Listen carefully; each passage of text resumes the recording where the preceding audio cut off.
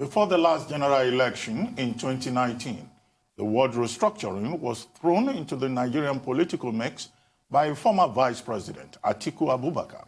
It caught on like wildfire with politicians of all persuasions, drawing from its popular appeal, winning it this way and that way in an effort at manipulating the entire narrative surrounding the elections.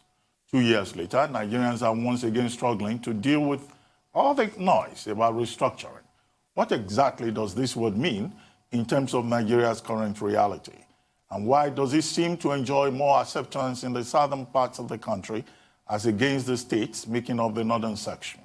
Well, for greater insight into this, we're now being joined from our Rise Abuja studio by Hakeem Baba-Ahmed, Secretary, Arewa Consultative Forum, a northern sociopolitical grouping which has consistently spoken up against the idea of restructuring the Nigerian Federation. He will also be talking to us about his group statement on Monday this week, condemning President Muhammadu Buhari's handling of growing insecurity in the north, the Igbo Presidency debate, and a whole lot more. Good morning. Good morning, and thank you for joining us. Hi, good morning. Yes. Thank you for inviting me. Yes, thank you very much indeed. Well, very quickly, my introduction was about restructuring. You've commented a lot on it, but currently, Nigerians are again talking about restructuring, particularly the socio-political, socio-cultural groupings from the Middle Belt all the way to the south. So may I ask very quickly, what does restructuring mean to you? Does it mean allowing secession? Does it mean allowing Igbo Presidency in 2023? Or does it mean constitutional amendment? Well, thank you. Let me just quickly correct two facts. I'm a member of the Northern Elders Forum, not the Arewa Consultative Forum. I am the Director, Publicity and Advocacy, Northern Elders Forum. It's just a slight correction. Okay, thank you, sir, for that. But a more important one is that, you're welcome. The more important point is that the Northern Elders Forum has always supported restructuring. We've never opposed restructuring. In fact, on the contrary, we've been in the forefront of supporting structuring long before any group in this country made the case for restructuring. We believe that restructuring represents a recognition of the fact that the federal system is not working optimally. There are basic issues about how the federation functions. There are genuine needs for addressing those areas that represent limitations to an optimum utilization of resources, devolution of powers, innovative approaches to dealing with the problems like security, and then improving national cohesion. For us, this is what restructuring is all about. And it's nothing new. Nigeria has always been restructured. From the very day the British took over the territory and they named it Nigeria, this territory has gone through restructuring almost on a routine basis. So there's nothing new about restructuring. And it shouldn't scare anybody. But the Northern Elders Forum is in favor of restructuring, and we believe that there's a national consensus as we speak in support of in support of restructuring, and where we believe that it serves northern interests to support restructuring, and to sit with anybody who wants to discuss what it means. Thank you, sir, for that clarification and also expressing your position on restructuring. But so you may have noticed then, with some dismay, I imagine, that the Northern Elders Forum is constantly being quoted as being opposed to restructuring. And you've also been quoted as saying that there are attempts to weaken the North prior to 2023. Would you care to clarify that statement, sir? Well, I have to say, at this stage, I don't know where you get your information from. We have been quoted as consistently supporting restructuring. I suspect that you're referring to a different group. But look, let me address what we do say. We have collaborated with other groups, many of them from the southern part of the country, to see if we can create a national consensus around what the concept restructuring is. We've done some very productive things. A few months ago, we sat with former President Olusegun Obasanjo here in Abuja with groups from the South, where we began to discuss the outlines of creating some kind of elite consensus around restructuring. We've released copious statements saying we support restructuring. And so I really don't know. Perhaps there's another group that No, is it's actually Dr. Hakeem Baba-Ahmed being quoted. You, as an individual, Dr. Hakeem Baba-Ahmed, and it's a statement that was attributed to you that your resistance to restructuring and an attempt to weaken the North before 2023. No. We did make the case that there is an attempt to weaken the North, and we released that statement in the context of the post-SARS protests. It had nothing to do with restructuring. We said that we detected a political motive in some of the events that happened during and after the NSAS protests, and also statements that have been made subsequently. And we suspected that there was an attempt to weaken the North with a view to 2023. It had nothing to do with restructuring. Thank you for that. Yes, it was my statement. It was length. No problem. Right. So I want to know from you, what are these attempts to weaken the North? How is it going? What's the rhetoric like? Secondly, do you feel that, like it's bandied around in some quarters, that the NSAS protest was an attempt at regime change? Let me start with the second question. I have no position on whether the NSAS was an attempt at regime change. We welcome the investigation over what happened, what motivated it, and what happened at Lekki. The fundamental questions that need to be done. Was the Nigerian state accountable? Was the Nigerian state properly responsive to the protests? So we welcome that, and we believe that these are issues that need to be aired. We believe that the Nigerian state needs to be more accountable to citizens. By the same token, we also believe that citizens also need to be accountable to the laws of the Federal Republic of Nigeria. We didn't see evidence of regime change. Now, let me address the issue that I raised in that statement regarding what we saw as an attempt.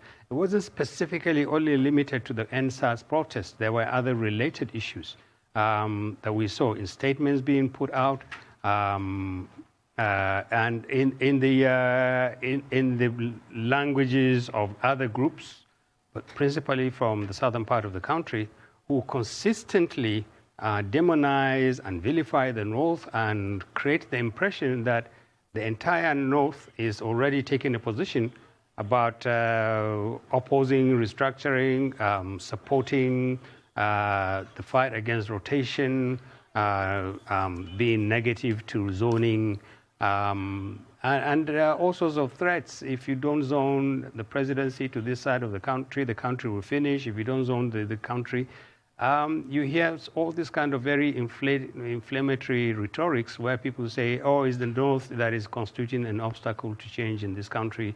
The North wants to retain power. The North wants to do that. What we see there is evidence that some people are already jumping the gun, and a suspicion that we have very strongly that some people think the North can be put into a situation where it forfeits its right to compete with the rest of Nigeria for everything that the democratic system provides. And we're not going to have that. We do not believe that any arrangement that a political party has is superior to the Constitution. What the Constitution of the Federal Republic of Nigeria says is that there shall be elections.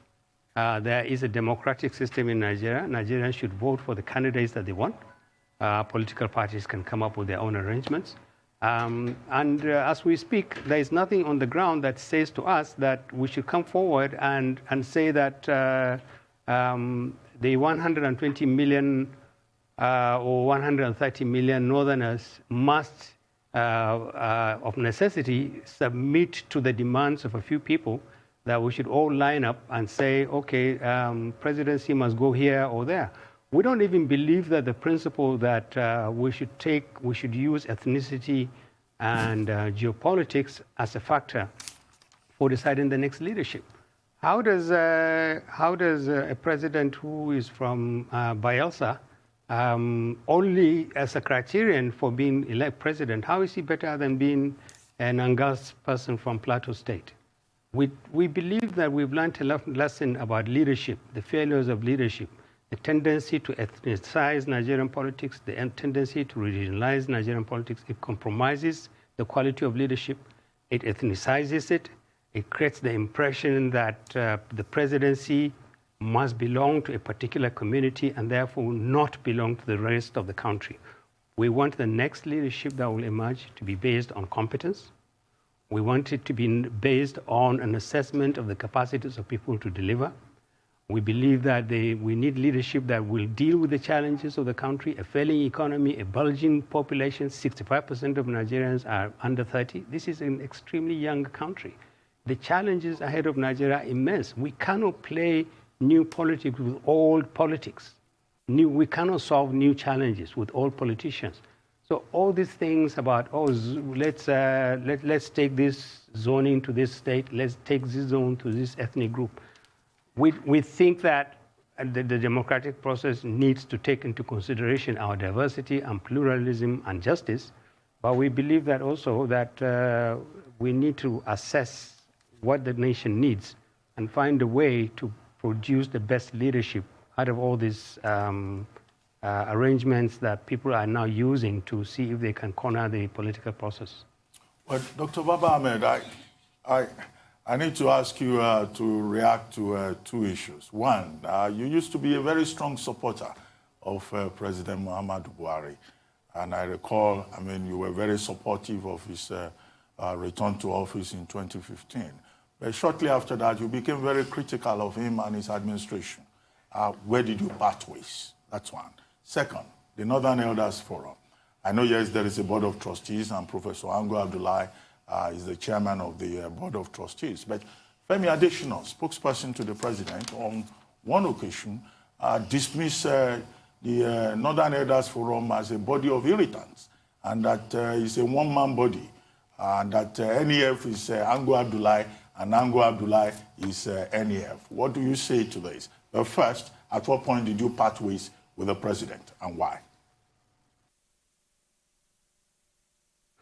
Well, I supported the candidature of President Buhari and worked for it like a lot of other Nigerians because I thought at the time that he represented a better option than President Goodluck Jonathan. What we saw on the ground 2012, 2013 was a lot of incompetence, clearly evidence that governance was weak. Security was swamping the north, and by implication, likely to swamp the rest of the country. The Boko Haram insurgency was still ravaging the north. And I decided that I needed to throw my hat into the President Buhari campaign, hoping that if he becomes president, first, we are going to have a more decisive and a stronger presidency who will be more serious about securing the country, dealing with the economy, fighting corruption. And we were fortunate. The campaign was successful. I was, with all humility, I would say that I'm happy that I participated in that. I have no regrets at all. But a year or two down the road, it became very clear that the administration of President Buhari was more interested in power than governing. There was very little evidence on the ground that the president recognized the fact that he needed to approach governance with a sense of emergency, to do things different from the way it was done, to treat this country as a constituency that he needed to address properly, to tackle corruption more decisively, to deal with Boko Haram insurgency, for which he was elected, and sometimes to address some of the issues that are peculiar to the North. I didn't see evidence of that. There was very little access to influencing or contributing to ideas and suggestions. Initially, the Northern Elders Forum had access to the president. On a number of times, we interacted with him, we gave him suggestions. But by the second year of his governance, it became very clear to me personally that President Buhari was not the Messiah. I felt it would be irresponsible to continue to be part of the party that brought him to power and continue to answer to the name of a member of the APC when clearly the APC was failing the country. And I resigned publicly and properly my membership of the APC, and I have not joined another party since then. But I've remained an active member of the Northern Elders Forum, which, as you said, Femi Adesina and called a one general army. It doesn't bother us. At least he recognizes Professor Ango Abdullahi. Not that we need his recognition. The Northern Elders Forum is a formidable group of eminent Northerners, very responsible Northerners, accomplished Northerners, mostly people who have done tremendous work for the nation, very committed to the interests of the North and Nigeria. We know ourselves, we know who we are, we know what we can do. We don't need labels or commendation from people like Femi Adesina or Garba Shehu to do our work. When you see spokesmen of the presidency, I worked in the presidency for many years, when you see spokesmen hit out with this kind of rather childish language, you know fully well that those guys, that group is making an impact. We are happy that our primary constituency is happy with us. They recognize the fact that we stand up for what affects the North. They recognize the fact that we are aware of the problems. We also offer solutions, and we're happy. Well, army or not, one general or not, we don't need approval or commendation from the presidency to do our work. The Northern Elders Forum is the frontline group of Northerners that speaks for the North, protects interests of the North, and will continue to do so. Your account of why and how you parted ways with President Buhari dovetails neatly with your thoughts on the presidency and zoning and how geopolitics shouldn't have anything to do with these considerations. I happen to agree with you. I find identity politics extremely uninspiring, and I believe in a meritocracy, because you have just said now that even as a member of the Northern Elders Forum, you no longer had the ear of a Northern president. However, I'd like you to address the argument, which I also happen to find quite convincing, that an injustice was done to the Igbos that was never addressed, similar to the injustice that was done to a Yoruba man, which caused for both major political parties to field only Yoruba candidates. And that kind of gesture needs to be replicated for the Igbos. You know that the Northern Elders Forum stood up for Northern interests during the mercifully brief episode of violence that we saw in some southern states recently. And you asked all Northern interests who had been damaged and needed compensation to, get in touch with you. And you, as a lobby group, would try and ensure that they're adequately compensated. Now recall the massive loss that the Igbos occasioned during the Civil War. Should there not be an attempt to redress that balance with an Igbo presidency in 2023?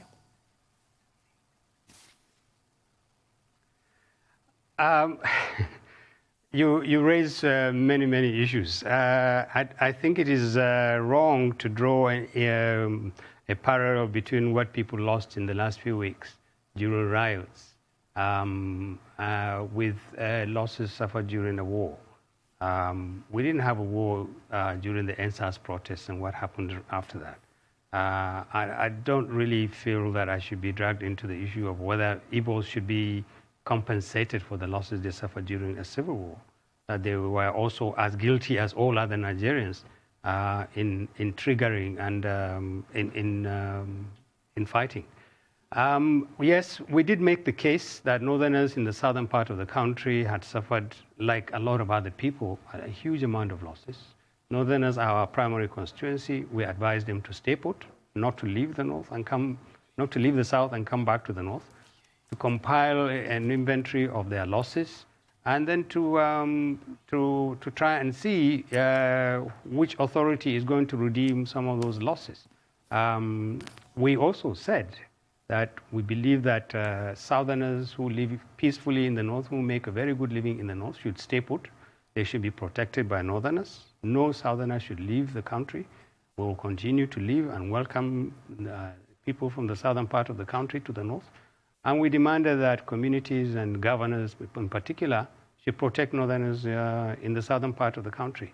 Now, you keep alluding to this idea that the North is for or against, all people do. The North is for or against an Igbo presidency, or the case for Igbo presidency is preeminent in terms of, should be preeminent in the thinking of everybody. The Northern Elders Forum's position here is that the case for any ethnic group to make a case for a competent person from among them, from outside them, should be paramount. This is the time for this country to focus on what kind of leader or leaders should assume responsibility. To be the devil's advocate, people say justice should be the prime concern, and that you can only get justice if you take the presidency to the southeastern part of the country.